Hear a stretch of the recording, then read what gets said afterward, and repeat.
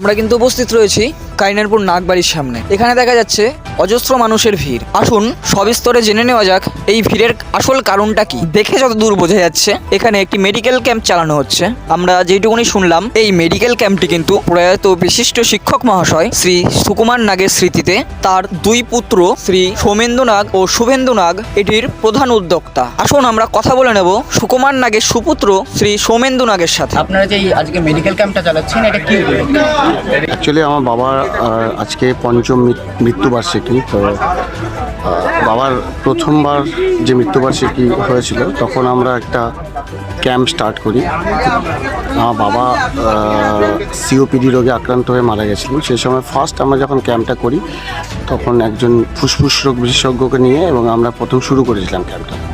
পরবর্তীকালে আমরা একটু ব্যাপ্তি ঘটাই এবং সমস্ত বিষয়েরই ডাক্তারবাবুদের নিয়ে এসে আমরা চেষ্টা করছি যে একটা প্রত্যেক বছর এই দিনে একটা ক্যাম্প চালানো এবং সেটাই করা হচ্ছে।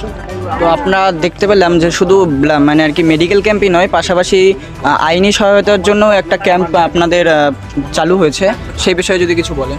অ্যাকচুয়ালি স্বাস্থ্য যেমন আছে তেমনি আইনও সাধারণ মানুষের খরচের আয়ত্তার বাইরে চলে যাচ্ছে বলে আমার মনে হয়েছে।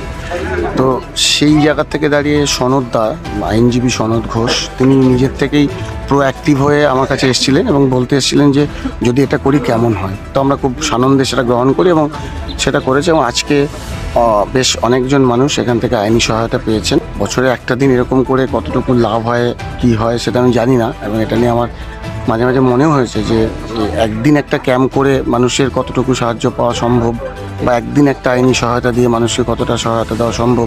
আমরা এখন কথা বলে নেব বিশিষ্ট আইনজীবী শ্রী সনদ ঘোষ মহাশয়ের সাথে। নমস্কার স্যার। নমস্কার। বলছি যে আপনি শুনলাম যে আপনি নিজের উদ্যোগে আজকের দিনে যেই এনাদের মেডিকেল ক্যাম্প, আপনার পাশাপাশি নিজে একজন আইনজীবী হয়ে নিজের উদ্যোগে আপনি এই মানে আর কি নিজে এই ক্যাম্পে এসেছেন। হ্যাঁ, একদমই ঠিকই শুনেছেন। এখানে যেহেতু একটা ফ্রি সার্ভিস দিচ্ছে, সেহেতু আমি মনে করলাম যে যদি কোনো একটা মানুষেরও যদি একটু পরামর্শ পেতে পারে, কারণ উকিল, আইন, আদালত মানেই মানুষের কাছে একটা ভয় যে যাব, টাকা লাগবে, এই লাগবে, পয়সা লাগবে, এটা একটা মারাত্মক ভয়ের জায়গা তৈরি বা হয়, এটা স্বাভাবিকভাবে এটা হয়। সেই জায়গায় দাঁড়িয়ে যে এখানে যেহেতু ফ্রি মেডিকেল ক্যাম্প হচ্ছে, ফ্রি যদি আইনি পরিষেবাটা এখানে আসতে পেরে আমার নিজেকেই ভালো লাগছে, একজন পার্ট হিসাবে রাখতে পেরে আমার খুব ভালো লাগে। প্রতি বছরই শুভেন্দু নাগ মানে সন্তু আমাদেরই ছেলে ধরতে গেলে আমার পাশেই বাড়ি, প্রতি বছর দাদার জন্য সুন্দর ব্যবস্থা করে, ডাক্তারবাবু থেকে এইচএস থেকে সমস্ত ব্যবস্থা আছে। তাই এখানে সব রকম ওষুধ থেকে বিনা পয়সা সমস্ত কিছু দেওয়া হয়। কি মনে হয় শুধু আমাদের এই গ্রামের না পার্শ্ববর্তী অনেক গ্রাম, ধরুন আশেরপুর, বীরনগর, তাহিরপুর, আশেপাশে অনেক গ্রাম আছে। আমার এই মুখে তো একটু রেনে আমার কথা অস্পষ্ট হয়েছে। বললাম যে শুধু এই গ্রামই নয়, পার্শ্ববর্তী অন্যান্য গ্রাম থেকেও এখানে লোকজনরা মেডিকেল ক্যাম্পের সহায়তা নিতে আসে।